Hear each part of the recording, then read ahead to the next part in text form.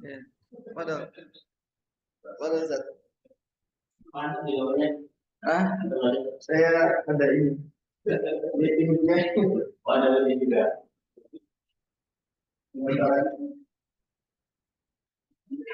Saya tetap.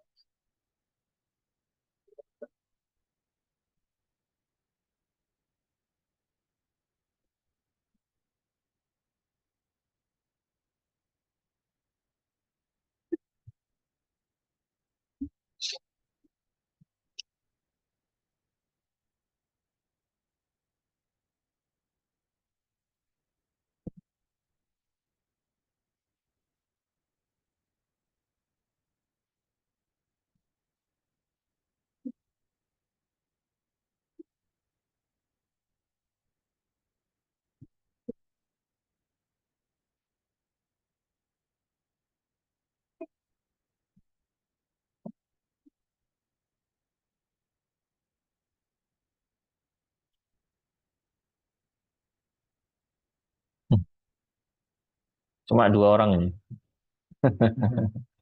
yang Siap, online. Pak. Siap pokoknya.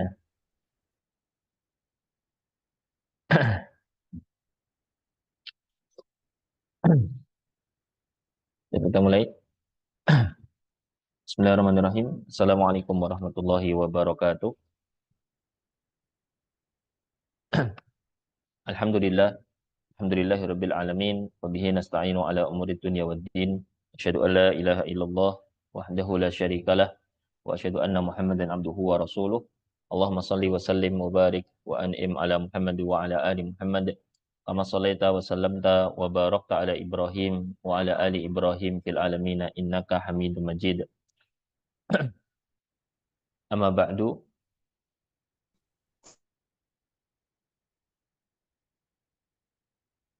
Error kabelnya nih.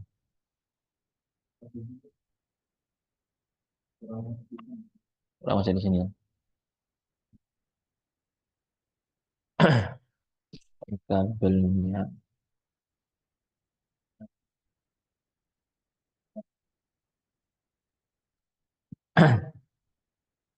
Baik, alhamdulillah kita bersyukur kepada Allah Subhanahu wa taala dan yang telah memberikan banyak limpahan nikmat dan karunia kepada kita sehingga kita masih diberi kesehatan oleh Allah dan diberi keistiqomahan di dalam usaha kita untuk mengenal lebih dekat lagi sosok Rasulullah Shallallahu alaihi wasallam. Ya, kita sekarang masuk di kelas kita yang ke-37 ya. Masuk di kelas kita yang ke-37 dan materi yang akan kita bicarakan adalah tentang sebuah kejadian besar dan sangat penting untuk kita pelajari, yaitu kejadian Al-Isra dan Al-Mi'raj itu. Dan mengingat panjang sekali ya. Masalah ini kalau kita mau coba eh, kenali atau kita ketahui semuanya tentu sangat luas sekali, sangat luas, sangat panjang. Tetapi kita berusaha untuk coba mengambil kerangka-kerangkanya sehingga apa yang akan kita pelajari ini mungkin tidak bisa mengcover semua kejadian Isra dan Mi'raj, tapi kita coba usahakan untuk mengcover apa kerangka-kerangka yang bisa kita ambil sebagai kerangka untuk memperdalam lagi di suatu saat nanti pembahasan Isra dan Al-Mi'raj ini. Taib, keluar nih, ada di Zoom. Oh enggak. Taib.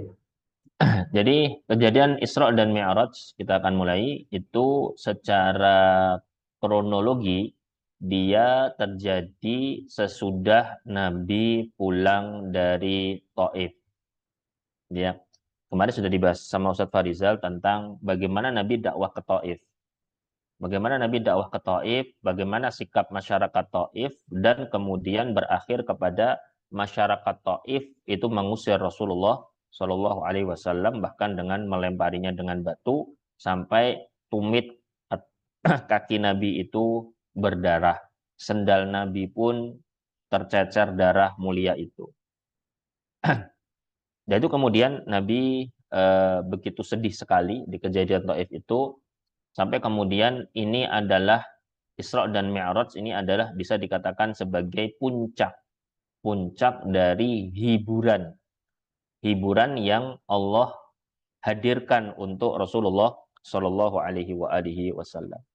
Karena siapapun yang akan terjun ke dunia yang dilalui para nabi, yaitu dunia dakwah, maka pasti akan mendapatkan rintangan, hambatan yang itu pasti terjadi, gitu. Karena sunnatullahnya seperti itu. Lah, ketika menghadapi keadaan seperti itu sampai dalam tahap bisa membuat orang pikiran dan hatinya kacau. Di saat itulah kemudian orang perlu direhatkan, ya, direhatkan. Kalau Nabi itu dihibur oleh Allah Subhanahu wa taala. Puncak hiburannya itu adalah Isra dan Mi'raj gitu. Sehingga kalau urusan Isra dan Mi'raj kita tahu bahwa Isra dan Mi'raj itu adalah yang secara mudah itu adalah kejadian yang menjadi awal diwajibkannya sholat 5 waktu, maka Nabi dengan sholat itu luar biasa. Nabi itu dengan sholat itu luar biasa sekali. Gitu. Sampai ada hadis apa? Waju'ilat qurratu aini fis shalah, dan dijadikan kesejukan mataku itu justru pada sholat. Gitu. Sehingga ketika sedang kacau, sedang galau, sedang mendapatkan masalah besar, itu Nabi yang dilakukan apa? Sholat. Gitu. Sebagaimana hadis Bukhari riwayat Anas bin Malik, Anas mengatakan, "Idza hazabahu amrun sholat." Nabi kalau sedang tertimpa masalah besar, itu Nabi larinya ke sholat, bukan curhat. Nah, gitu ya. Curhat apalagi di media sosial. Enggak. Nabi itu larinya sholat. Gitu. Bahkan ayatnya kan jelas. Wasta'inu bis-sabri was-shalah. Kan gitu. Sehingga sangat jelas sekali di sini bahwa eh, kejadian Isra dan Mi'raj ini merupakan hiburan yang sangat kuat bagi hamba-hambanya sedang menghadapi sebuah kesulitan. Jadi jangan dibayangkan hiburannya hiburan nonton sinetron, nonton apa, ya enggak gitu. Apalagi sekarang ada masyarakat suka healing gitu kan ya, healing kemana, enggak ya. Tapi justru dengan apa? Dengan as-shalah. Gitu ya. Nah, kita akan masuk ke slide-nya ini. Ya, jadi kita akan membahas Isra dan Mi'raj, dan banyak sisi yang bisa kita ambil dari kejadian Isra dan Mi'raj itu. Cuma kita di sini ingin memotret kejadian Isra dan Mi'raj dari sisi universalitas Islam. Bagaimana kejadian Isra dan Mi'raj, kita nanti akan ceritakan dulu, baru kita bisa ambil sebuah pelajaran, kita potret dari bagaimana Islam itu adalah agama yang universal, agama yang mendunia, mengglobal, gitu ya. Dan itu tersirat dengan sangat kuat dalam kejadian Isra dan Mi'raj, gitu ya. Sehingga untuk Nabi sendiri itu sebagai tasliyah, sebagai hiburan, sedangkan kita bisa memotret dari banyak sisi. Salah satu sisi yang cukup penting untuk kita potret adalah tentang pesan dalam kejadian Isra dan Mi'raj ini. Karena ini adalah mukjizat. Ya, ini adalah mukjizat. Ini nggak bisa terulang dan nggak akan pernah terulang. Hanya pada saat itu saja, gitu ya. Baik.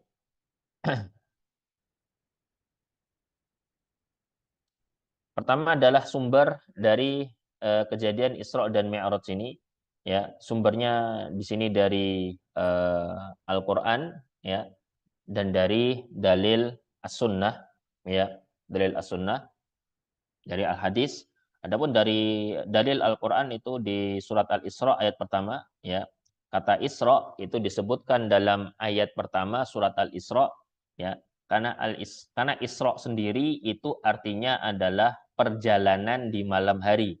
Itu arti kata Isra. Perjalanan di malam hari itu artinya kata Isra. Mi'raj itu artinya naik. Ya, Mi'raj itu pengertian artinya adalah naik. Sehingga Isra itu sendiri, Mi'raj itu sendiri. Oke, artinya secara terminologi ini dua hal yang berbeda.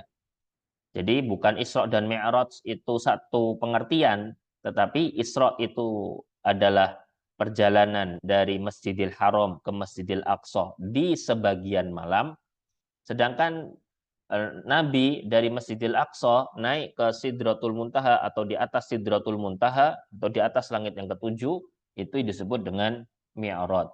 Ya. Kalau Isra, ya, tentang Isra itu disebutkan di dalam surat Al-Isra, dan itu hanya satu ayat saja, yaitu ayat yang pertama. Adapun Mi'raj itu disebutkan di dalam beberapa ayat, ya, ada 5 atau berapa ayat yang disebutkan di dalam surat An-Najm, ya. Jadi memang berjauhan, ya, memang berjauhan antara penyebutan Isra dan Mi'raj di dalam Al-Qur'an. Adapun dalil as-sunnah, dalil dari hadis, ini peristiwa Isra dan Mi'raj ini tercatat pada sumber-sumber induk hadis, ya. Dan ini juga diriwayatkan oleh banyak sahabat, ya. Di sini ada sahabat yang meriwayatkan banyak sekali, bahkan Al-Hazmi itu sampai menyebutkan ini sudah masuk riwayat mutawatir tentang kisah Isra dan Mi'raj, gitu ya. Di sini ada Umar bin Khattab, ada riwayat dari Umar, ada dari Ali, Ibnu Mas'ud, Abu Dzar, Malik bin Sa'sa'ah, Abu Hurairah, Abu Sa'id, Ibnu Abbas, Syaddad bin Aus, Ubay bin Ka'ab, dan masih banyak lagi. Banyak sekali beberapa sahabat yang meriwayatkan ini. Ya. Sehingga jelas bahwa riwayat tentang Isra dan Mi'raj ini adalah riwayat mutawatir. Riwayat mutawatir itu kedudukan riwayatnya sangat kuat sekali. Gitu ya. Kenapa ini perlu kita ketahui? Karena di Lampung, ya, di Lampung, termasuk salah satunya di Bandar Lampung, ini ada salah satu tokoh, ya, yang dia bercerita bahwa dia memahami Isra dan Mi'raj itu dongeng. Subhanallah. Iya, dia memahami Isra dan Mi'raj itu dongeng. Mau saya dengar sendiri. Live, ya, offline, bukan online, ya. Offline. Jadi ini bukan tahu dongeng, ya. Iya. Jadi subhanallah, dia memposisikan Isra dan Mi'raj itu sama levelnya dengan kisah kancil mencuri timun. Ya kan kacau seperti ini. Karena itu dongeng, kalau kancil nyolong timun itu kan dongeng. Lah level Isra dan Mi'raj kok sampai disamakan, ini kan bahaya ini, gitu ya. Lah kan kejadiannya aneh-aneh. Iya, memang kejadian itu di luar akal manusia. Itulah kenapa disebut dengan apa? Mukjizat, gitu. Ya. Karena di sini Nabi Shallallahu alaihi wasallam diberangkatkan secara khusus dan tidak ada lagi siapapun setelah Nabi yang mengalami kejadian ini. Nah, kita lihat dari yang dalil Isra dulu. Dalil dalam pengertian Isra yaitu surat Al-Isra, surat ke-17 ayat yang pertama. Allah Subhanahu wa taala berkalam, ayat pertama, ya. Bismillahirrahmanirrahim. Subhanalladzi asra bi'abdihi lailan minal masjidil harami ilal masjidil aqsa alladzi barakna haulahu linuriyahu min ayatina innahu huwas samiul basir. Maha suci Allah, zat yang telah memperjalankan hambanya, ya. Subhanalladzi asra bi'abdihi. Maha suci Allah, zat yang telah menjalankan hambanya pada sebagian malam. Nah, kata sebagian malam artinya diartikan bukan seluruh malam. Ini sebagian malam saja, bukan seluruh malam. Dari mana kita bisa mengambil kata sebagian itu? Dari mana? Bi'abdihi. Masya Allah. Iya. Kalau katanya gini, asro bi'abdihi lailan, itu artinya Allah memperjalankan hambanya sebagian malam. Bisa dipaham? Kalau bunyi kalimatnya asro lailan bi'abdihi, itu menjalankan seluruh malam. Bisa dipaham? Bedakan enggak antara bi'abdihi lailan dengan lailan bi'abdihi? Gitu ya. Jadi dalam bahasa Arab itu apa namanya? kata mana yang didahulukan daripada kata yang lain itu punya makna. Ya. Sederhananya memahaminya gitu. Jadi kalau ada asra bi'abdihi lailan sesuai dengan ayat yang ada di surat Al-Isra ini maka artinya sebagian malam. Ya, karena faktanya memang gitu. Nabi diperjalankan oleh Allah Subhanahu wa taala itu bukan di awal malam pas gitu ya. Tapi apa namanya? Sesudah itu dan dari Masjidil Haram ke Masjidil Aqsa, kemudian Mi'raj ke langit ketujuh dan ke atas sana, turun lagi, kemudian balik lagi ke Masjidil Haram, itu kurang lebih waktunya itu sampai di Masjidil Haram itu sebelum subuh, gitu. Jadi sebelum subuh sudah nyampe, tapi sesudah Isya itu berangkat, sebelum subuh sudah nyampe, gitu. Ya, jadi bukan karena Nabi nanti memang kalau dilihat dari berbagai riwayatnya itu Nabi itu jalan apa? Nabi itu sudah dalam kondisi istirahat. Nabi itu sudah dalam kondisi istirahat kemudian dibangunkan, didatangi malaikat kemudian terbangun. Disitulah kemudian artinya anggaplah itu waktu istirahat. Jam berapa berarti? Waktu istirahat standar kita jam berapa? Jam 10 ya. Anggaplah jam 10. Ya berarti di kisaran itu. Karena Nabi memang sudah istirahat gitu loh. Ya, diperjalankan dari Masjidil Haram ke Masjidil Aqsa. Gitu ya. Nah, kita tidak fokus kita bukan di sejarah Masjidil Aqsa ya. Nah, sejarah Masjidil Aqsa mungkin di kejadian Palestina ini masih banyak sekali beredar video-video tentang sejarah Palestina atau sejarah Masjidil Aqsa. Bisa dilihat itu. Alladzi barakna haulahu yang kami berkahi sekelilingnya linuriyahu agar kami perlihatkan kepadanya min ayatina sebagian dari tanda-tanda kebesaran kami ya. Karena Nabi dari perjalanan Masjidil Haram ke Masjidil Aqsa itu melihat banyak tanda kebesaran Allah. Dari Masjidil Aqsa naik ke Sidratul Muntaha, Nabi juga diperlihatkan banyak tanda kebesaran Allah. Itulah tanda-tanda kebesaran Allah yang kalau kita bahas itu panjang. Nabi lihat apa aja sih? Gitu ya. Itu panjang sekali. Ya mungkin dua tiga pertemuan lah. Maksud 2-3 pertemuan bahas Isra Mi'raj saja. Kayaknya terlalu lama. Gitu ya. Kita ambil kerangkanya saja. Jadi Nabi melihat banyak kejadian. Kita sebutkan beberapa saja. Innahu huwas sami'ul basir. Nah, sesungguhnya dia Allah adalah zat yang maha mendengar lagi maha melihat. Gitu. Nah, seringkali ketika dalam peringatan Isra dan Mi'raj seringkali itu yang dibahas ya, atau yang dibaca. Misalnya ada qori ya, kita dengarkan pembacaan Al-Qur'anul Karim atau tilawatul Qur'an. Yang dibaca biasanya surat Al-Isra ayat 1 saja. Ayat keduanya dibaca enggak? Ayat kedua dibaca enggak? Enggak dibaca.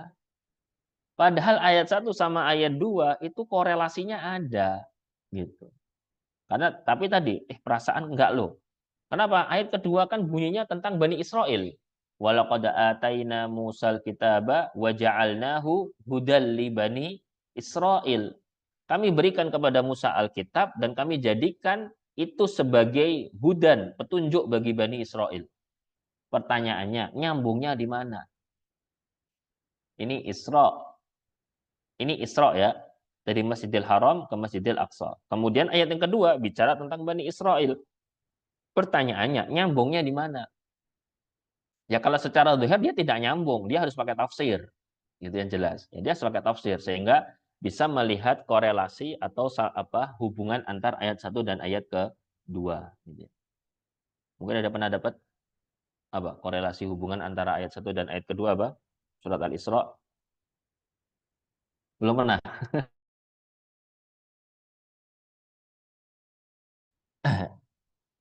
Sederhananya tuh gini.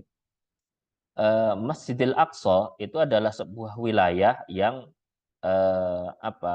menjadi tempat di mana pada masa dahulu itu tempat penting bagi Bani Israel gitu.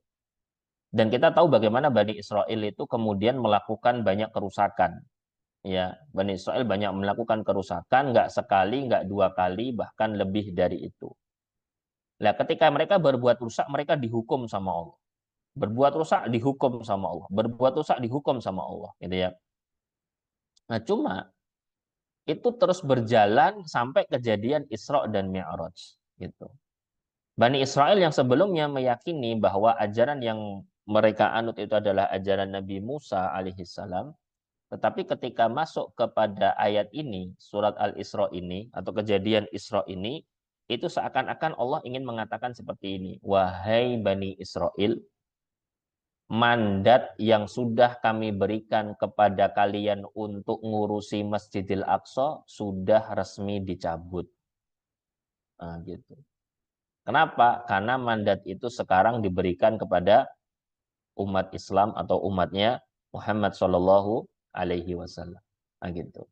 Sehingga Masjidil Haram dan Masjidil Aqsa itu terhubung antara satu dengan yang lainnya. Gitu. Dia tidak bisa terpisah. Masjidil Haram dan Masjidil Aqsa dia tidak bisa terpisah. Dia terhubung antar satu dengan yang lainnya. Orang kalau tidak memahami masalah di Masjidil Aqsa sebagai masalah Islam, dia keliru. Ya, dia keliru. Bahkan dari ulama zaman dahulu sampai ulama zaman sekarang, apalagi di kejadian-kejadian sekarang ini ya, yang masih panas ya perang di Gaza itu semua ulama, hampir semua ulama mengatakan bahwa tanda kemunduran dan kelemahan umat Islam itu dilihat dari Masjidil Aqsa. Jika Masjidil Aqsa itu dikuasai oleh bukan orang Islam, Yahudi, maupun sebelumnya tentara salib, itu tanda muslimin sedang mengalami kemunduran, kelemahan gitu. Ya, itu berarti harus kita akui sekarang. Itu dari zaman dulu. Dari zamannya kemudian dibebaskan sama Umar, kemudian dibebaskan lagi oleh Salahuddin Al-Ayyubi gitu kan ya. Tapi di masa itu, di masa ketika muslimin membebaskan, itu Masya Allah tentaranya kuat-kuat gitu ya, Masya Allah ya. Tapi ketika sudah menguasai, mengalami kemunduran. Nah, kemunduran itu salah satu ujungnya adalah Masjidil Aqsa lepas dari tangan umat Islam. Gitu lagi dan akan gitu lagi gitu. Sehingga ini menjadi sebuah indikator penting ya, bahwa kita melihat sisi Masjidil Aqsa adalah satu sisi yang tidak bisa dipisahkan dari Masjidil Haram. Nah, maka hubungannya sangat erat antara Masjidil Haram dengan Masjidil Aqsa gitu. Ini tentang dalil Isra gitu ya. Kalau dalil Mi'raj, nah ini dalil Mi'raj ya. Dalil Mi'raj adalah surat An-Najm surat ke-53 ayat 13 sampai 18 ya. Walaqad ra'ahu nazlatan ukhra. Sesungguhnya Nabi Muhammad telah melihat Jibril itu pada waktu yang lain, yang dimaksud adalah melihat dalam wujud aslinya. Nabi Muhammad Shallallahu Alaihi Wasallam melihat wujud asli Jibril itu sepanjang hidup beliau dua kali. Yang satu itu nyaris sempurna, nyaris lengkap, ya artinya tidak lengkap utuh. Ya. Tetapi ketika di saat Mi'raj, ya ini kita bicara Mi'raj bukan Isra. Jadi Mi'raj sudah naik dari Masjidil Aqsa ke Sidratul Muntaha. Itu Nabi Muhammad melihat Jibril dalam wujud sempurna aslinya. Gitu, sempurna aslinya. Dan itu dibicarakan dalam riwayat tentang bagaimana kondisi atau wujud asli Jibril. Mana ini bentar? Riwayatnya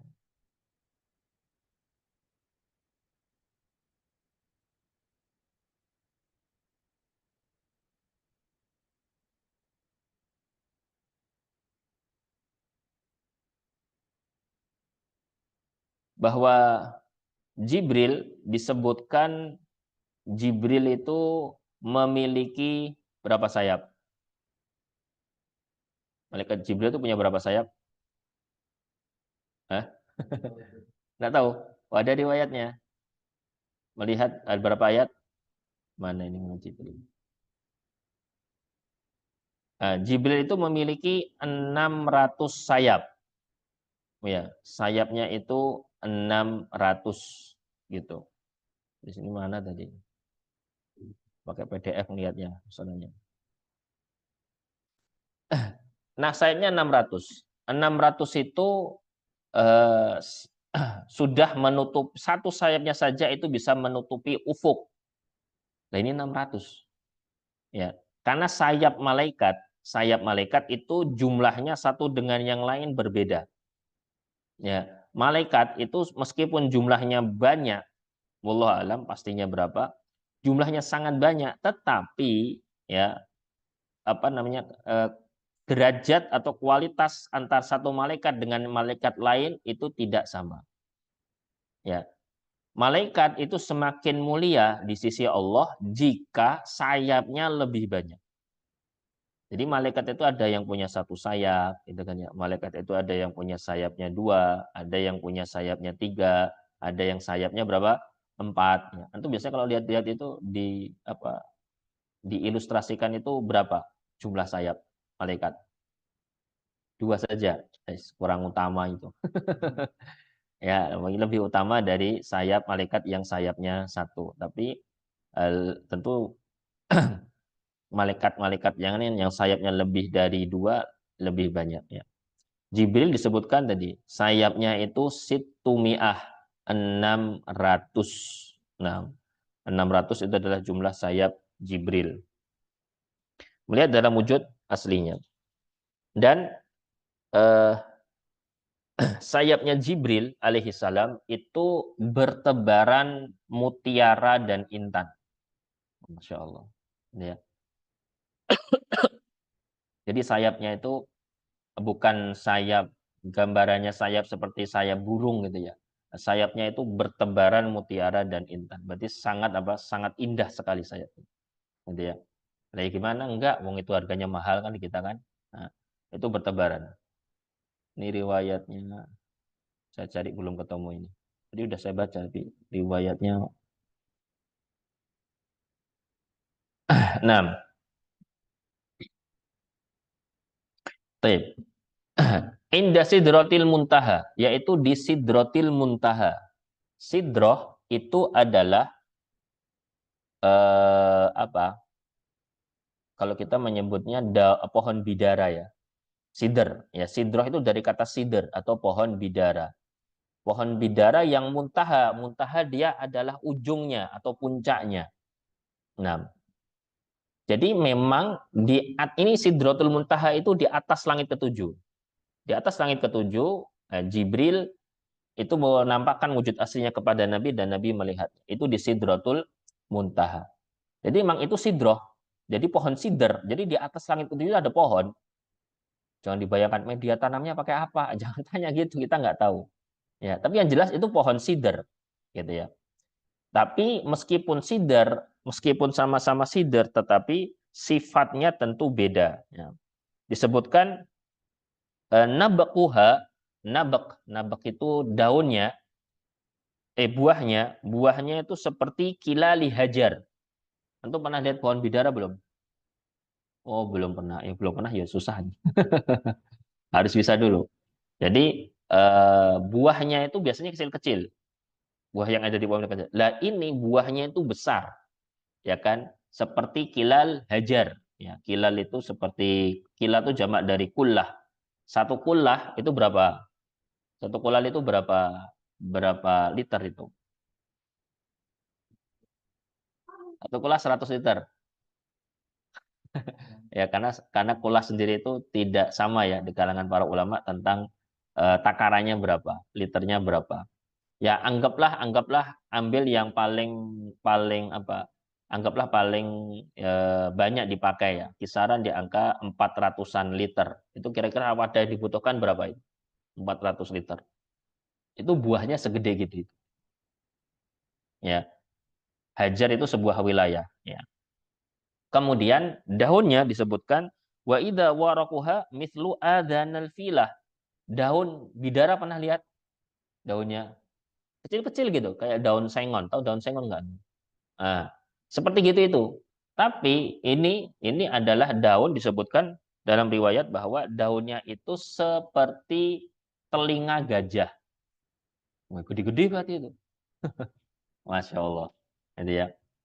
Jadi memang itu pohon. Ya, ada pohon. Muntaha dikatakan ujung puncak. Kenapa? Karena kata para ulama dikatakan muntaha karena pohon sidr itu adalah, ya pohon sidr yang di atas langit ketujuh, itu adalah puncak pengetahuan manusia. Paham ya? Jadi ada langit ketujuh, ada Sidratul Muntaha. Lah, manusia itu ilmunya sampai ke sini. Di atas Sidratul Muntaha ini manusia nggak ada yang tahu. Gitu. Jadi jadi puncaknya, maka dikatakan sebagai muntaha. Gitu. Indaha Jannatul Ma'wa, di dekat Sidratul Muntaha itu ada jannah. Gitu ya, ada jannah yang akan menjadi surga atau tempat tinggal. Idh yaghsha sidrata ma yaghsha, ketika Sidratul Muntaha diliputi oleh sesuatu yang meliputinya, mazaghal basar wa ma tagha, sesungguhnya dia telah melihat mana ini? Ya, sesungguhnya dia telah melihat sebagian tanda-tanda kebesarannya. Oh, ini salah ini. Kurang satu ayat ini ya. Ayat yang mazaghal basar wa ma tagha belum diartikan. Ya, mazaghal basar wa ma tagha, penglihatan itu tidak kurang dan tidak lebih. Ya, tidak kurang dan tidak lebih. Mazaghal bas. Jadi apa yang dilihat oleh Nabi itu persis seperti apa yang diceritakan oleh Nabi Shallallahu Alaihi Wasallam. Jadi ini tadi sebelumnya dalil Isra, ini kemudian dalil apa? Mi'raj. Nah, kita akan masuk kepada bagaimana kronologi ceritanya. Nah, ini ringkasan ceritanya. Nah, Isra adalah perjalanan di malam hari dari Masjidil Haram ke Masjidil Aqsa. Sudah kita bahas tadi. Jadi Isra itu memang khusus penggunaannya untuk berjalan di malam hari. Khusus di malam hari. Di siang hari tidak menggunakan kata Isra lain. Rasulullah Shallallahu Alaihi Wasallam dibawa dalam perjalanan ini dengan jasad dan ruh sekaligus. Ya, jadi Nabi, karena sebagian ulama itu menilai bahwa yang melakukan perjalanan ini ruhnya saja, jasad Nabi tidak, gitu. Nah, tentu ini tidak tepat, ya, tidak tepat. Ya meskipun ada, tapi secara analisa tentu kurang tepat. Kenapa kurang tepat?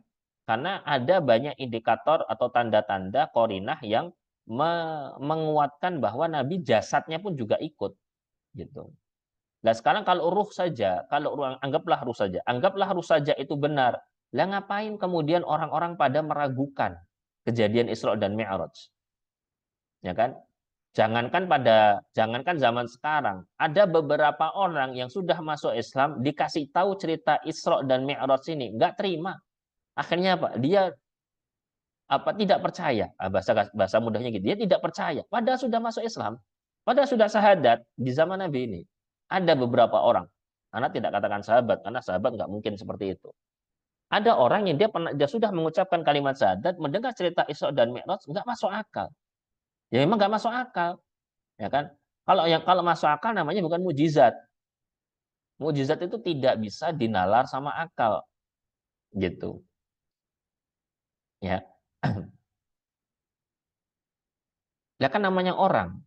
Kalau orang mimpi, orang mimpi tiba-tiba kita mimpi satu malam kita sudah tiba di Arab Saudi, kemudian bangun-bangun, wah ternyata kita masih di Lampung. Bisa diterima nggak orang cerita gitu?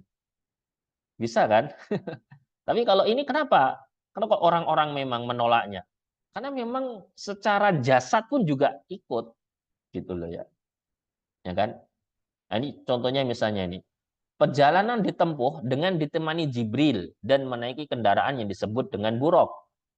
Gitu ya. Coba, kalau roh saja emang butuh naik kendaraan. Kan gitu pertanyaannya. Butuh nggak? Enggak. Mau terbang aja bisa kok. Melayang atau mungkin celing sudah bisa di lokasi yang ditujukan bisa kan? Ya bisa. Tapi kan tidak seperti itu. Di sini ada jasa. Jadi Nabi mengendarai buruk. Ya. Buruk adalah binatang dengan ukuran lebih besar dari keledai dan lebih kecil dari kuda. Nah, itu. Ini adalah apa? Buruk. Jadi dia binatang, kalau kuda dia lebih kecil, kalau keledai dia lebih besar. Nah, ini disebut buruk karena dia dari kata barq. Ya, barak itu artinya kilat. Karena memang jalannya cepat. Gitu. Disebutkan itu satu langkah buruk itu sampai di sejauh mata memandang. Jadi berapa jumlah jarak yang bisa dilihat oleh mata itu berapa kilo? Berapa kilo? Nggak tahu ya. Nah, ini padang pasir, ya kan, bukan yang ditutup dengan banyak bangunan. Jadi satu kali langkah, jadi misalkan saja jarak tempuh pandang kita misalnya anggaplah 10 kilo atau 20 kilo, ya kan, di lokasi yang lapang, ya, tidak ada penghalang atau bangunan atau pohon yang menghalangi. Itu satu langkah buruk itu sudah set langsung situ, set langsung situ, masya Allah, cepat ya.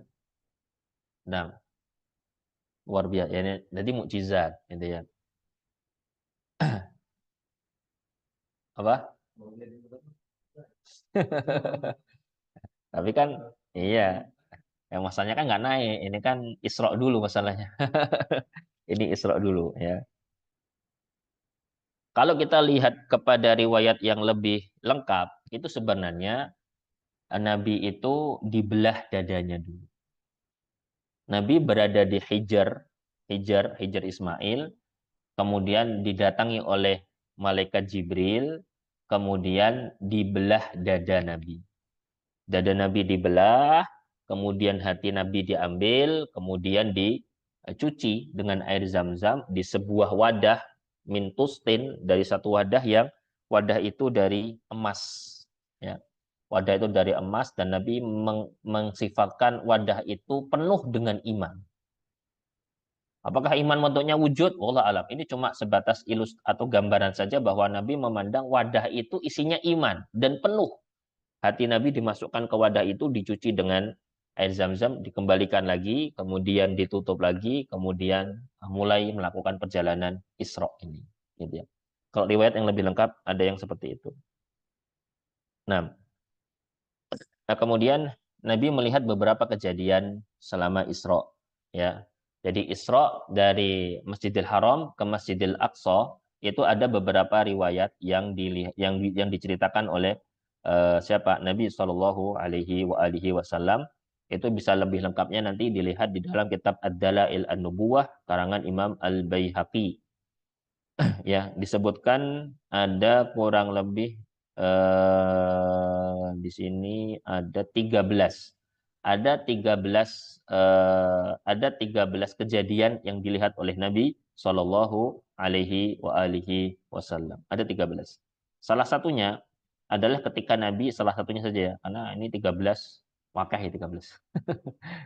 Ya. Salah satunya adalah Nabi ketika naik buruk ya. Nabi itu naik buruk kemudian ditemani sama Jibril alaihissalam. Kemudian Nabi itu melewati sebuah kawasan dan Nabi kemudian mencium aroma wangi. Wah, kok wangi lewat sini? Nah, kalau kita kan langsung konotasinya, wah mistis ini. Ada hantunya apa ada apanya kok baunya wangi nih. Nah, gitu. Nah, tapi tidak seperti itu. Nabi ketika melewati sebuah lokasi, Nabi katakan, ini bau apa ini? Kok baunya wangi?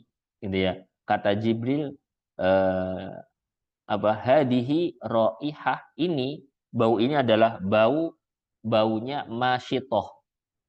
Ya, masyitoti ibnati Fir'aun. Ya. Jadi yang bau ini adalah baunya masyitoh. Masyitoh itu penyisir rambut putrinya Fir'aun. Ya. Ingat tahu kan ceritanya? Kan Firaun kan punya putri perempuan. Anak perempuan ini dia punya penyisir khusus. Nah, penyisir khusus inilah yang kemudian beriman kepada Nabi Musa. Saat nyisir, kemudian sisirnya jatuh. Gitu ya. Kemudian diambil sama Masyitoh ini dan dengan mengucapkan apa? Bismillah. Nah, kata putri Firaun, Bismi Firaun. Gitu kan ya. Enggak, Bismillah. Allah itu adalah Tuhanku, Tuhanmu, dan Tuhan ayahmu. Oh, tak kandake bapakku, we. Nah, tak kasih tahu tak laporin ke bapak ana nanti. Ya nggak apa-apa lah. Dilaporin benar ke Firaun. Akhirnya kemudian kan dihukum mati, gitu kan ya, di sebuah tungku ya, yang sangat besar, diisi air atau minyak sampai mendidih, kemudian didorong untuk masuk ke dalam tungku itu, gitu. Nah, itu ketika Nabi Isra, Nabi melewati lokasi, mungkin kuburannya atau apa, nggak tahu, disebut hanya melewati lokasi, kok baunya wangi banget ini, gitu ya. Emang ada apa dengan bau ini? Kata Jibril, ini adalah wanginya siapa? Masyitoti ibnati Fir'aun. Ini adalah eh, wanita penyisir rambut putrinya Fir'aun. Gitu. Nah, singkat cerita kemudian ada 13 ya, nanti bisa dilihat apa data-datanya. Nah, kemudian setibanya Nabi di Masjidil Aqsa, Nabi Shallallahu Alaihi Wasallam mengikat buruk di luar pintu masjid. Ayo coba. Kalau gini nih kira-kira ini roh saja apa roh sama jasad? Roh dan jasad. Oh, Nabi pakai ngikat, gitu ya. Nah, padahal kalau diikat itu perlu nggak kira-kira diikat? Hah? Enggak kan? Oh, dia itu langsung yang beri Allah, gitu kan ya. Untuk kejadian ini khusus, ngapain diikat?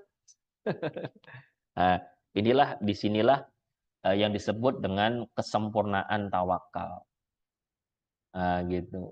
Kesempurnaan tawakal itu Nabi ini ngasih contoh gitu. Gimana? Ya, harus diikat tadi. Buruknya diikat di luar pintu masjid di sebuah lokasi yang biasanya para nabi kalau ke Masjidil Aqsa bawa tunggangan, ngikatnya juga di situ. Nah, gitu. Lokasinya sama, lokasi biasanya para nabi, karena tentu kita tahu bahwa wilayah Syam itu kan banyak para nabi di situ. Nah, di situ kemudian tempat lokasi yang biasa para nabi itu mengikat tunggangannya. Oh, gitu. Ya, itu diikat di luar pintu masjid. Kemudian Rasulullah Shallallahu Alaihi Wasallam sholat di Masjidil Aqsa mengimami seluruh para nabi yang dihidupkan oleh Allah pada saat itu. Ya, semua para nabi dihidupkan oleh Allah Subhanahu Wa Taala di malam itu, ya kan? Kemudian Nabi melakukan sholat 2 rakaat, gitu ya. Sholat apa ini? Disinilah kemudian nanti dibahas oleh para ulama. Sebelum diwajibkannya sholat 5 waktu itu sudah ada sholat,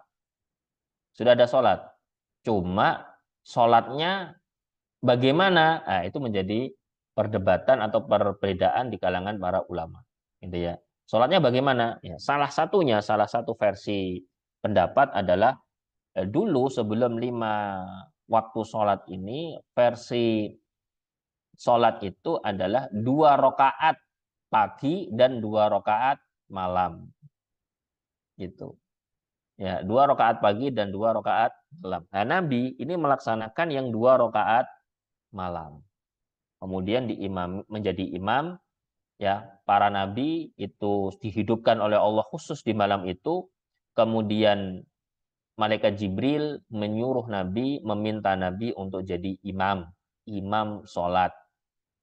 Dan jumhur ulama, mayoritas para ulama memahami bahwa Isra atau sholat ini adalah sebelum naik. Sholat ini sebelum apa? Naik ke langit sana. Ya, jelas. Nah, tetapi kita kalau lihat dalam versi Ibnu Katsir, kalau kita lihat dalam versi pendapat Imam Ibnu Katsir rahimahullah, beliau memahami bahwa sholat Nabi bersama para imam itu sholatnya adalah setelah turun dari langit. Jadi kalau bahasa Jawanya itu apa? Menguntapkan. Jadi Nabi kan mau turun, mau pulang nih. Nah, itu para Nabi kemudian mengiringi Nabi Muhammad turun dari langit di Masjidil Aqsa, kemudian sholat, ya kan? Baru kemudian pulang ke Masjidil Haram. Itu versi Ibnu Katsir rahimahullah. Tapi kalau jumhur ulama memahami bahwa yang dimaksud di sini adalah sebelum Mi'raj, gitu ya. Jadi Rasulullah SAW sholat di Masjidil Aqsa mengimami seluruh para nabi yang dihidupkan oleh Allah pada saat itu. Selesai sholat, Rasulullah SAW ditawari minuman, susu dan arak. Nah, ada sebuah wadah diberikan kepada Nabi oleh Jibril. Silakan Nabi pilih mana. Ya, ini satunya susu, satunya apa? arak. Ingat ya, bahwa arak atau khamar pada kejadian Isra ini belum diharamkan. Ya kan? Karena diharamkannya ntar, diharamkannya pas sudah hijrah ke Madinah gitu. Nabi diberikan wadah itu. Milih mana? Nah, disinilah kemudian Nabi memilih wadah yang isinya apa? Susu, gitu ya. Kata Jibril, asob tal fitroh. Ya, kamu sudah sejalan sesuai dengan fitrohnya. Ya. Jadi memang fitroh manusia dengan apa Nabi memilih susu itu berarti Nabi memilih untuk umatnya bahwa ketika lahir itu lahirnya lahir di atas fitroh. Kalau Nabi milih arak itu paling yang lahir mabok semua tuh bayi. Ya, Masya Allah ya. Nabi memilih ini untuk umatnya dan artinya kita-kita ini kemudian ketika lahir sebagaimana Nabi katakan ma min mauludin illa yuladu alal fitrah. Setiap anak yang lahir itu dia lahir di atas fitrah Islam gitu. Dan Nabi nanti mulai naik langit 1, langit 2, langit 3, langit 4, langit 5, langit 6 sampai langit ke 7 gitu ya. Masing-masing di setiap langit Nabi bertemu dengan nabi yang lain. Dia. Nabi bertemu dengan nabi yang lain.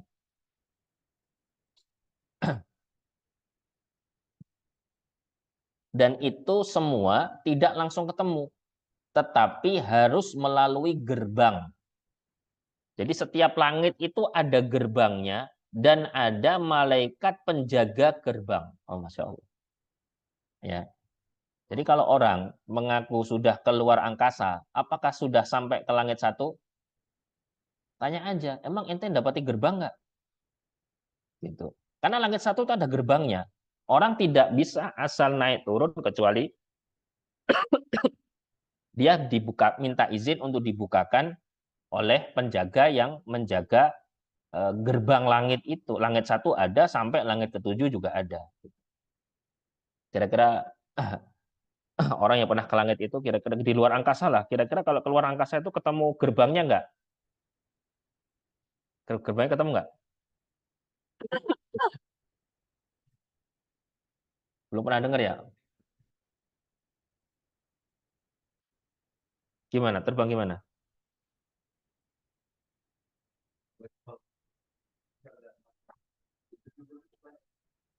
Oh gitu. Oke, pertanyaan berikutnya. Ada malaikat yang jaga nggak? Nah, itu masalahnya. Karena iya, karena ini levelnya Nabi Jibril saja itu minta izin. Masa kita manusia kemudian nggak minta izin? Emang sehebat apa kita ini? Kan gitu. Ya kan? Kenapa? Karena setiap langit itu, di setiap langit yang langit 1 sampai langit ke-7, itu Jibril itu ketuk gerbangnya, kemudian malaikat penjaga gerbang itu bertanya, gitu ya. Disebut fastaftaha. Jibril minta untuk dibukakan. Jibril minta untuk dibukakan pintu itu. Kemudian malaikat penjaga mengatakan, "Man hada?" Siapa ini? Jibril mengatakan, "Jibril." Gitu. Nah, di sini kemudian nanti ada hadis itu ya dalam bab masalah adab untuk ketika ditanya sedang minta dibukakan atau bertamu ditanya itu jangan jawab saya apa ana, tapi sebutkan nama gitu ya. Waalaikumsalam, siapa? Saya ini loh saya gitu ya. Jadi kalau gini biasanya modus penipu kan biasanya. Ya enggak? Siapa ini? Alah, masa nggak kenal sih? Nah, gitu kan penipu biasanya via telepon. Nah, ya kita jangan gitu. Kalau kita memang bermaksud baik, datang baik, sampaikan saja. Man, siapa? Nah, misalnya Hafid. Oh ya, nah, gitu sudah jelas. Ya, jadi jangan ana, man, ana. Ya, siapa? Ana ini, ana. Ya kalau namanya ana mah nggak apa-apa. Kalau namanya bukan itu ya jangan. Ya. Makanya Nabi pernah mengalami ada sahabat ketuk pintu rumah Nabi, kemudian Nabi tanya, "Man, siapa?" Sahabat itu bilang, "Ana." Gitu kan. Maka Nabi buka pintunya sambil Nabi bilang, "Ana, ana." Nah, gitu. Kenapa? Nabi tidak suka seperti itu, ya kan? Harus dijawab dengan nama. Ini juga Jibril aja ngajari loh, Jibril ini loh, Masya Allah. Siapa? Jibril. Oh kan. Kemudian ditanya, wa ma'aka, siapa yang bersamamu? Muhammad. Oh, Muhammad. Kemudian yang menarik adalah pertanyaan malaikat. Malaikat penjaga itu kemudian mengatakan awaqad ursila ilaihi. Dalam riwayat lain awaqad bu'itsa ilaihi. Apakah dia sudah diutus? Apakah dia sudah diangkat jadi rasul? Oh, Masya Allah. Gitu ya. Jadi malaikat itu tahu bahwa akan ada saatnya para malaikat penjaga gerbang langit itu akan membukakan gerbang untuk nabi saat sudah diutus. Gitu ya. Ini bersama siapa? Muhammad. Muhammad sudah diutus jadi nabi belum? Muhammad sudah diutus jadi rasul belum? Kan Muhammad nama kan?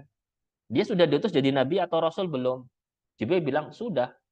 Nah, na'am, kalau Jibril na'am, iya gitu ya. Ya kan? Dan yang menarik adalah kalimat malaikat ketika buka gerbang itu. Malaikat ketika buka gerbang itu, malaikat bilang, marhaban bik. Jadi ya, selamat datang. Fani'mal maji'u qad ja'a. Jadi ya, malaikat itu justru ketika buka gerbang, malaikat itu bilang, sebaik-baik orang yang datang, sekarang sudah datang. Oh, Masya Allah. Ini kalimat yang luar biasa.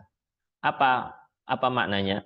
Maknanya itu adalah kedatangan Nabi ke langit 1, 2, 3 sampai langit ke-7 itu sejak dulu sudah dinanti oleh para malaikat penjaga gerbang. Dinanti, ditunggu waktu itu.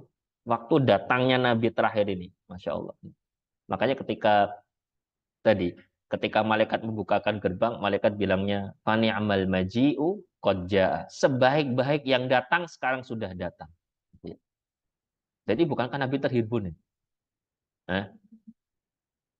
Di Mekah terusir, ya kan? Di Taif terusir. Di langit kedatangannya ditunggu. Oh, Masya Allah. Terhibur sekali, ya kan? Di Mekah dimusuhi, gitu kan ya. Di Taif dilempari, ke langit dinanti. Oh, Masya Allah. Ini ya. Apalagi kalau di langit, ya kan? Di langit 1 melihat bumi itu segede apa?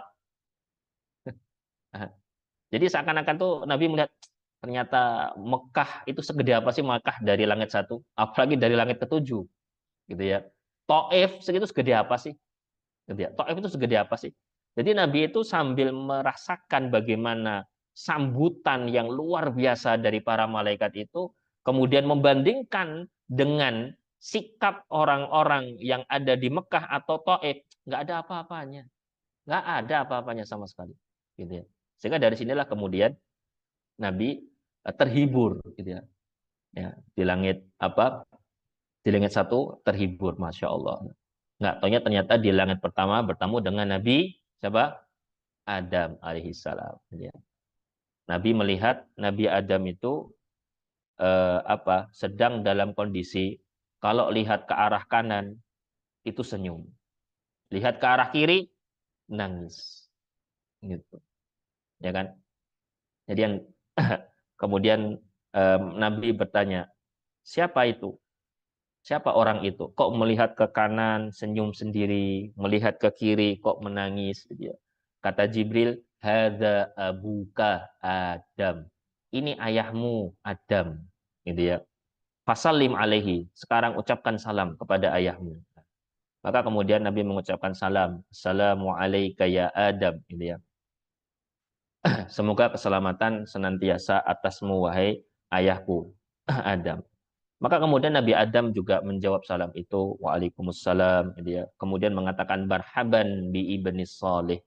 Selamat datang anakku yang soleh. Oh, Masya Allah. Disambut dengan ayahnya. Kemudian lanjut naik ke langit kedua. Naik ke langit kedua ketemu dengan apa? Oh enggak, ketemu gerbangnya dulu. Ketemu gerbang langit kedua dulu kan. Nah, minta dibukakan lagi. Ya kan, minta dibukakan lagi. Ketika minta dibukakan ditanya siapa? Jibril. Bersama siapa? Bersama Muhammad. Muhammad sudah diutus? Sudah dibukakan. Selamat datang. sebaik-baik yang datang sekarang sudah datang. Jadi, Masya Allah. Disambut lagi Nabi dengan malaikat penjaga gerbang langit kedua. Di situ di langit kedua Nabi Muhammad melihat ada Nabi Isa sih. Waduh, kacau ini tulisannya nih. Kok Nabi Isa ini sholat ini? Apa nih ya? Ini Nabi Isa dan Nabi Yahya ya. Kemudian Jibril ngasih tahu itu Nabi Isa dan Nabi Yahya. Kemudian eh, Nabi Muhammad mengucapkan salam kepada Nabi Isa dan Nabi Yahya, Assalamualaikum warahmatullahi wabarakatuh, kemudian dibalas juga gitu. Kemudian lanjut naik ke langit yang ketiga. Ya, lanjut naik langit yang ketiga. Ketemu dengan Nabi Yusuf. Ketemu gerbang dulu deh ya. Ketemu gerbang dulu, dibukakan sama itu ya, setiap langit seperti itu. Di langit ketiga ketemu dengan Nabi Yusuf alaihissalam. Dan ketika ketemu dengan Nabi Yusuf, komentar atau pesan atau pesan yang Nabi dapat dari bertemu dengan Nabi Yusuf alaihissalam adalah apa? Laqad utiya Yusufu syatrul jamal. Gitu ya. Nabi Yusuf ini diberi setengah dari ketampanan. Oh, Masya Allah. Ya. Jadi kalau bicara tampan itu ya Nabi Yusuf. Ya. Lah kok setengah? Lah setengahnya dari setengahnya siapa? Setengahnya dari setengah siapa? Nah, setengahnya itu kata ahli tafsir setengahnya adalah setengah dari ketampanan Nabi Adam alaihissalam. Gitu. Ya. Jadi Nabi Adam itu adalah makhluk yang paling tampan. Ya, alasannya apa? Kata Imam Ibnu Katsir, karena yang menciptakan langsung Allah. Ciptaan Allah tentu yang paling terbaik, apalagi tanpa wasilah perantara, Allah ciptakan dengan kedua tangan Allah sendiri, dan semua tangan Allah itu kanan. Gitu ya. Coba bisa bayangin, ya. Gantengnya Nabi Adam luar biasa. Makanya besok kita ini besok ketika masuk jannah, insya Allah ya, itu wujud jasad kita itu mirip dengan Nabi Adam alaihissalam. Ya. 60 dirok, kan? Tingginya 60 dirok. 60 dirok itu berarti berapa? 30 meter. 30 meter itu berarti berapa tingkat itu? Satu tingkat itu biasanya 4 nih ya, 4 meteran. Nah, 10-an meter lah, 10 tingkat lah, ada bangunan 10 tingkat. Nah, itu akan lebih tingginya segitu itu. Nah, besok kita akan masuk dalam jannah dalam wujud seperti itu. Nah, berarti eh, kita ini ya yang laki-lakinya sisa-sisa aja lah kita. Sisa-sisa aja. Oh, Nabi Muhammad gimana? Jangan tanya Nabi Muhammad lah. Nabi Muhammad itu secara khalqan wa khuluqan itu sempurna. Secara fisik dan secara akhlak itu sempurna Nabi. Jangan tanya, luar biasa. Ketemu dengan Nabi Yusuf. Nah, ini udah 5:30. Ini belum selesai salatnya, ini aja belum selesai. Gimana? Udah 5:30. Kemudian naik ke langit berikutnya, langit keempat. Langit keempat minta dibukakan, kemudian bertemu dengan Nabi Idris alaihissalam. Bahkan disebutkan dalam kitab Al-Bidayah wa Nihayah bahwa Nabi Idris itu sendiri, wallahu alam, itu wafatnya saja tidak di bumi, tapi di langit. Ya, itu tafsir dari ayat dalam surat Maryam, wa rafa'nahu makanan 'aliyya. Jadi di detik-detik wafatnya Nabi Idris, itu Nabi Idris diangkat oleh Allah di langit keempat ini, kemudian diwafatkan oleh Allah di langit keempat. Ini dia.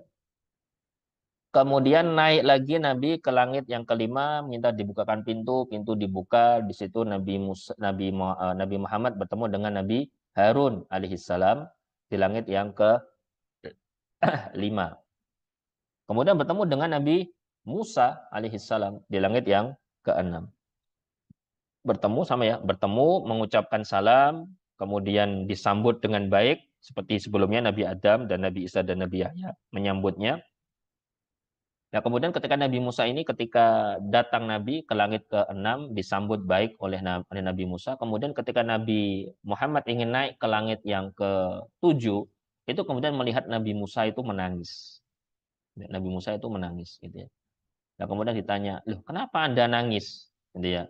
Kenapa kok Anda menangis? Kata Nabi Musa, ini ada Nabi setelahku, diutus, diangkat jadi Rasul setelahku, dan umat yang masuk ke dalam jannah lebih banyak daripada umatku. Masya Allah. Jadi ya.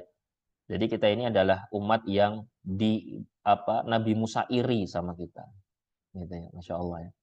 Karena Nabi Musa tahu sendiri, wah, Nabi Musa itu perjuangannya untuk menyelamatkan Bani Israel dari Fir'aun, mendidik Bani Israel, mengarahkan Bani Israel, membimbing Bani Israel, wah, luar biasa berat. Gitu ya. Padahal umatnya Nabi Musa itu nggak sedikit loh, banyak loh. Maka ada dalam hadis riwayat Muslim gitu ya, ketika Nabi besok di akhirat itu melihat ada sekumpulan orang yang sangat banyak sekali, warnanya hitam ya karena terlihat rambutnya. Rambutnya banyak ngumpul hitam semua. Wah, Nabi Muhammad, wah, ini umatku ini, Masya Allah, ya kan. Kemudian kata Allah, bukan, itu umatnya Nabi Musa.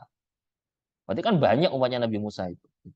Tapi yang masuk jannah secara secara bukan alam, lebih tepatnya mungkin secara presentasi ya, itu lebih banyak daripada lebih sedikit ya, lebih sedikit dibandingkan umat Nabi Muhammad Shallallahu Alaihi Wasallam.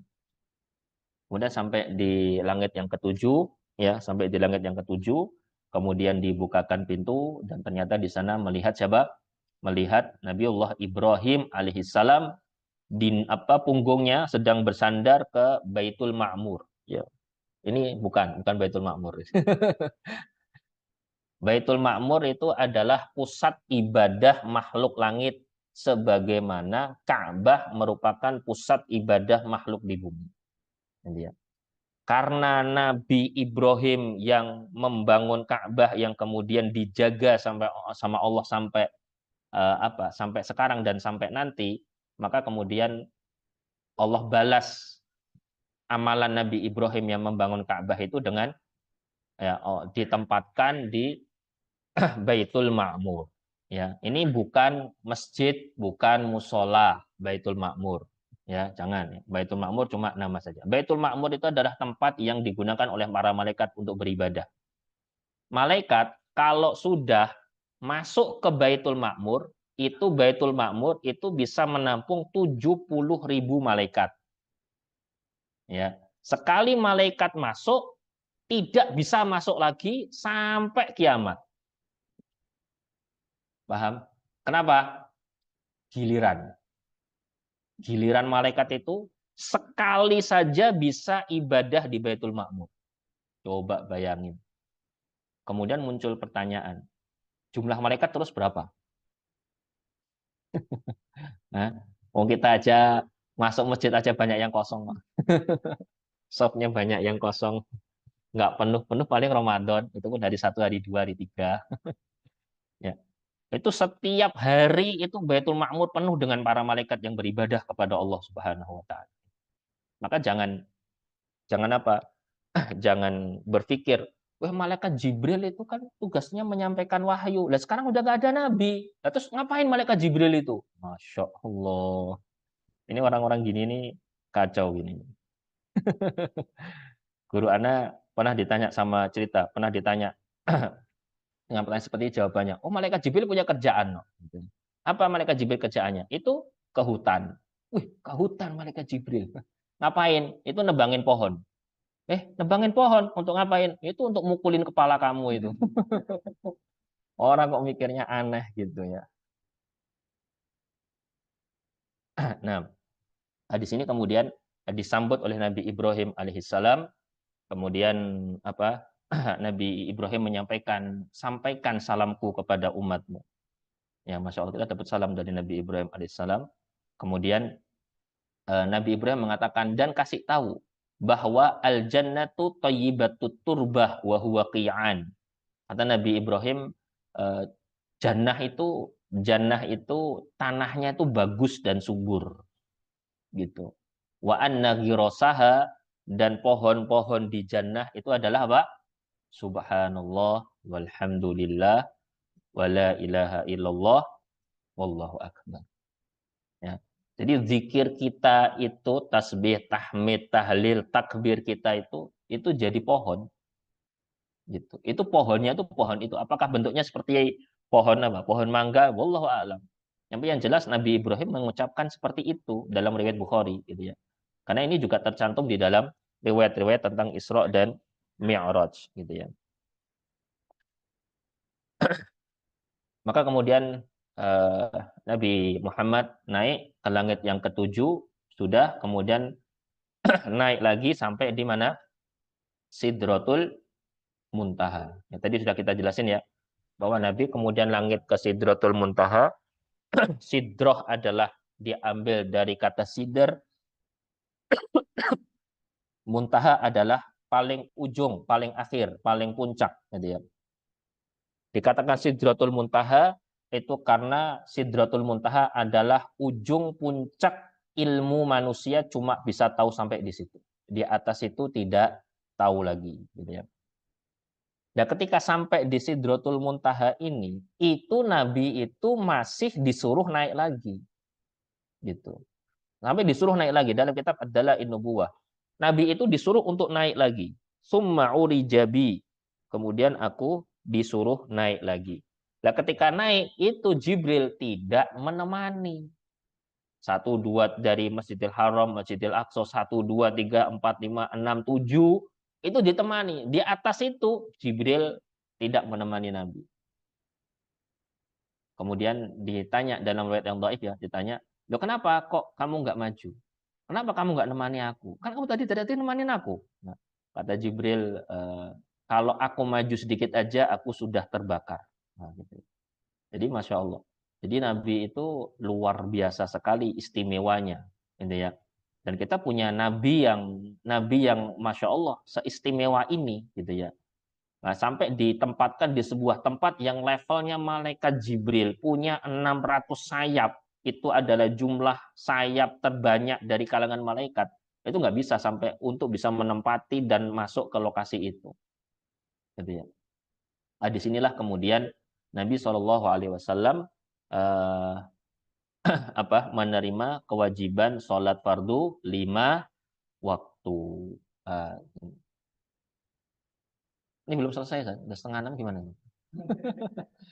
Hah? Iya, ini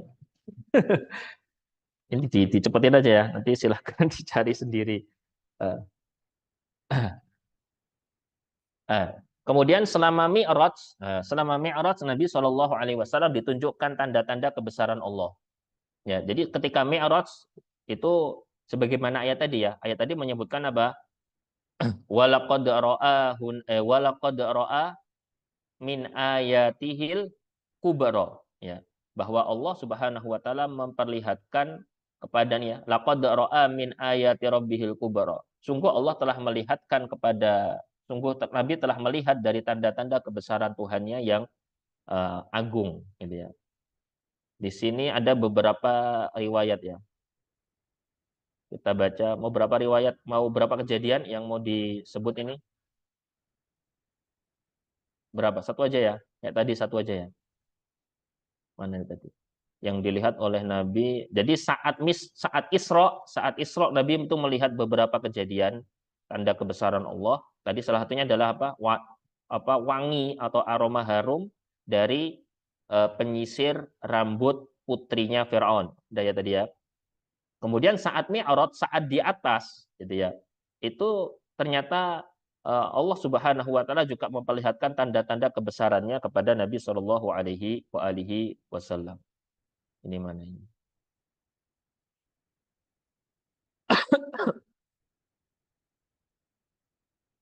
Nabi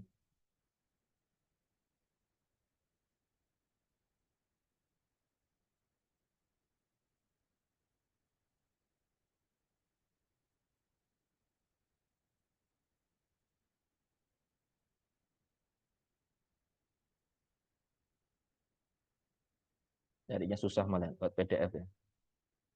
Membawa kitabnya tadi, kitabnya gede, lebih tebal dari ini. Masa anak bawanya 2? Masih ada kitab tafsir dibawa. Makanya pakai PDF aja lah pikirannya. Nggak taunya nyarinya malah susah ini. Nah, nanti coba kita share di grup aja ya. Udah nanti bisa anak share nanti riwayat-riwayatnya yang dilihat oleh Nabi saat Isra dan Mi'raj dalam perjalanan ya. Dalam perjalanan Isra ada sendiri, dalam perjalanan Mi'raj juga ada sendiri.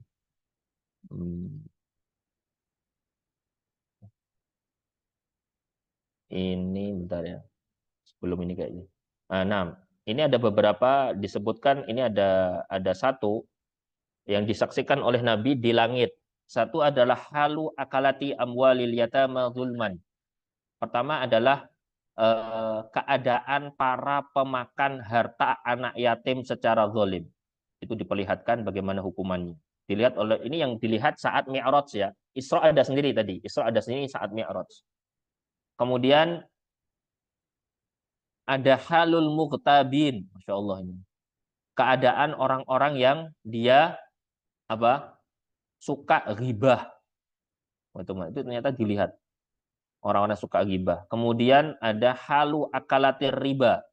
Bagaimana keadaan para pemakan riba gitu. Itu dilihat. Contoh misalnya tadi ya, ketika halul mughtabin, bagaimana keadaan orang-orang yang dia suka menggunjing, suka ngerasani, suka ghibah. Ya kan kata Nabi ini disebutkan di dalam kitab riwayat Ahmad nomor hadis 13340 dikatakan Nabi ketika Mi'raj itu melihat ada satu kaum diberi oleh Allah, ditumbuhkan oleh Allah di jari-jarinya ini kuku yang panjang dan tajam. Kemudian kuku yang tajam ini itu mencakar-cakar wajah dan dada-dada mereka. Nabi tanya, kok ada orang kayak gini? Nabi tanya, man haula iya Jibril? Siapa mereka itu wahai Jibril? Maka kata Nabi, haula illadina yaquluna luhuman nasi wa yaqauna fi a'radihim. Mereka adalah orang-orang yang memakan daging manusia, yaitu mereka orang-orang yang mencela kehormatan manusia, mencela ngomongin yang negatif yang tidak disukai jika didengar tentang kehormatan mereka. Jadi di sana ada tanda kebesaran Allah yang lain yang dilihat gitu ya. Nih, beliau diajak masuk ke surga, melihat jannah ya. Nanti Anda coba tuliskan nanti, insya Allah nanti bisa di grup aja. Kemudian Nabi juga melihat neraka, Nabi melihat ada 2 sungai di bumi, dari ketinggian langit ke-7 itu masih bisa terlihat sungai itu, yaitu sungai Nil dan Efrat gitu ya. Dan beliau melihat kafilah dagang yang sedang menuju ke Mekah.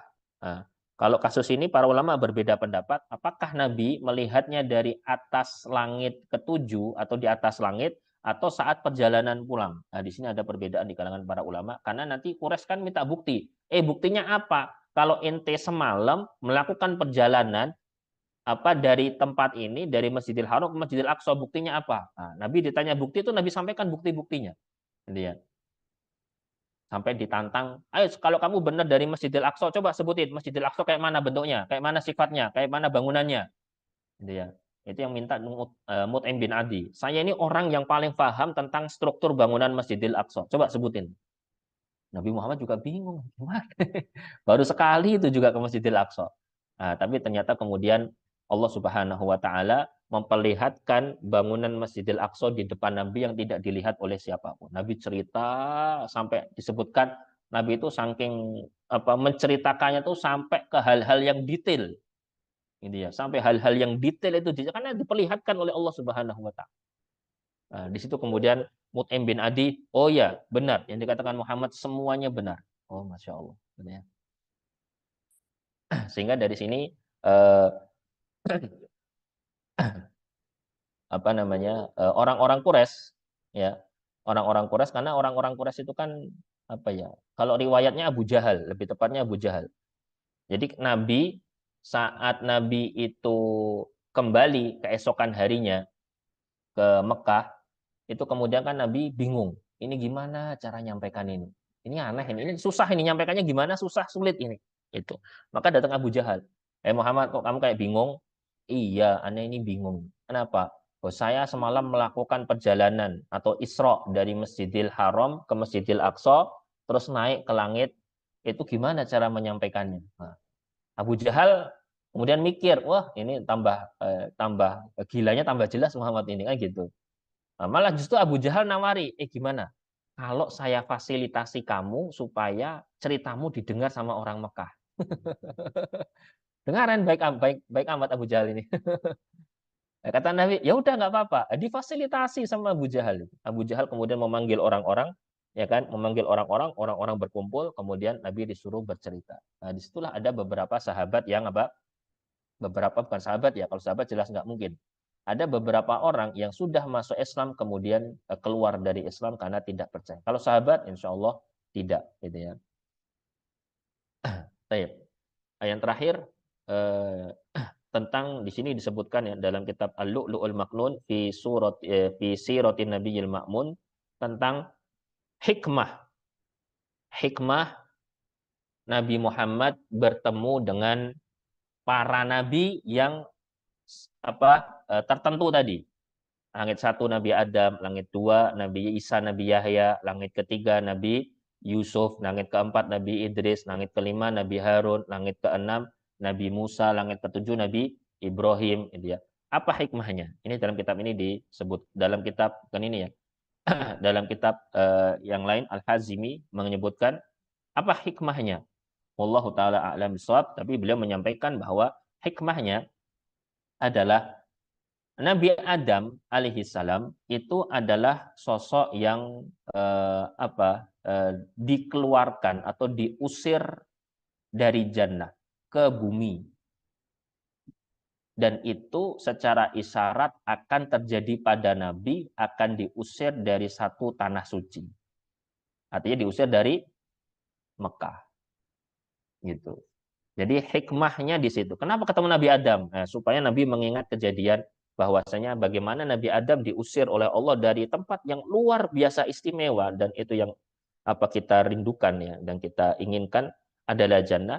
Tapi ternyata Nabi Muhammad pun juga sebagai isyarat Nabi juga akan diusir dari tempat yang luar biasa istimewa di bumi ini, yaitu di Mekah gitu ya. Nah, kemudian ketika bertemu dengan Nabi Isa dan Nabi Yahya, gitu ya, alaihi wassalam, itu isyaratnya adalah bahwa di hijrah nanti Nabi akan mendapatkan permusuhan dari satu kelompok yang disebut dengan Yahudi. Bagaimana kuatnya permusuhan Yahudi kepada Nabi Isa? Luar biasa, kan? Sampai sekarang bukankah gitu kan? Orang-orang pendeta-pendeta, orang-orang Yahudi itu kalau jalan di hadapan orang Nasrani ngapain? Kan meludah, gitu kan? Sampai sekarang itu, ya kan? Masya Allah ya. Saking bencinya. Bahkan bukankah orang Yahudi meyakini bahwa Isa itu anak zina dan Maryam adalah perzina? Subhanallah. Dan Nabi Yahya, ya. Kita tahu bagaimana Nabi Yahya dan Nabi Zakaria alaihi wassalam itu dibunuh oleh Yahudi. Sehingga ini ada isyarat nanti kamu ketika hijrah dapat musuh-musuhmu itu ya sebagaimana dulu orang-orang yang memusuhi Isa dan Yahya alaihi wassalam. Kemudian Nabi Yusuf di langit yang ketiga itu isyarat bahwa apa yang akan terjadi dengan apa? Dengan saudara-saudaramu dari kalangan Quraisy. Sebagaimana Yusuf dimusuhi, diiri, dibenci sama saudara-saudaranya, kamu juga akan dimusuhi, dibenci sama saudara-saudaramu dari kalangan siapa? Quraisy, gitu ya. Tetapi, gitu ya, ketika naik langit keempat, ya, di sana ketemu dengan Nabi Idris alaihissalam, ini kemudian mengisyaratkan kepada tingginya kedudukan Nabi Shallallahu Alaihi Wasallam di sisi Allah Subhanahu Wa Taala, karena Nabi Idris itu salah satu keistimewaannya adalah tadi beliau itu diwafatkan oleh Allah di langit bukan di bumi, gitu ya. Kemudian Nabi Harun di langit yang ke-5, bahwa masyarakat itu setelah mereka membencimu, mereka akan menghilangkan kebencian itu dan akan mencintaimu sebagaimana orang-orang Bani Israel itu kemudian mencintai Nabi Harun alaihissalam. Kemudian Nabi Musa di langit yang keenam itu isyarat bahwa Nabi Musa alaihissalam dengan ceritanya dengan Bani Israel, Nabi Musa berusaha untuk mendidik, membimbing kaumnya, dan itu adalah isyarat bahwa Nabi akan mendidik kaumnya, meskipun kita tahu bahwa masyarakat Bani Israel tidak sepenuhnya taat sama Nabi Musa alaihissalam, dan itu juga akan dihadapi oleh Nabi Shallallahu alaihi wasallam. Yang terakhir, kata beliau, di langit yang ketujuh yaitu dengan Nabi Ibrahim alaihissalam yang sedang bersandar di Baitul Ma'mur, ini adalah bagian dari isyarat bahwa kehidupan akhir Nabi itu akan ditutup dengan mengagungkan Baitullah dan menegakkan manasik haji seperti yang diajarkan oleh Nabi Ibrahim alaihissalam. Karena kita tahu bahwa setelah haji, dikenal dengan haji wada itu, beberapa waktu berselang kemudian haji wada itu kan berarti tahun 10 Hijriah, bulan Dzul Hijjah. Habis bulan Dzul Hijjah, bulan Muharram, Safar, Rabiul Awal. Rabiul Awal Nabi wafat. Gitu. Jadi memang sangat, ya selisihnya kan 2 bulan. Ya, 2 bulanan. Masuk ke Rabiul Awal, itu Nabi kemudian wafat. Gitu. Jadi memang di akhir kehidupan Nabi melaksanakan haji, ya, dikenal dengan haji wada, bisa dikatakan itu adalah satu-satunya haji yang dilakukan oleh Nabi sebagai Nabi dan Rasul, dan itu diikuti oleh para sahabat, disebut dengan haji wada, yaitu haji karena ada pesan perpisahan dari Nabi kepada para sahabat. Allah Ta'ala alam bissawab. Udah kelebihan ini. Ini berikutnya silakan dibaca sendirian. Ini makna sholat dalam kehidupan manusia, universalitas Islam, ajaran Islam sebagai unsur elementer di era globalisasi, dan seterusnya. Allah Ta'ala alam bissawab. Sampai sini ada yang ingin dibicarakan? Fadhol, silakan.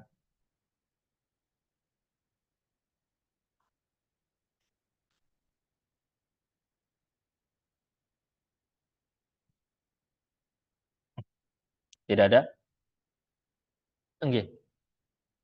Nggih. Nah, iya, ditawarinya sama malaikat Jibril. Dan itu menggunakan wadah. Ya, wadahnya itu bukan wadah gelas ya. Wadahnya itu apa ya? Kayak baskom. Baskom bukan baskom gede, baskom kecil ya.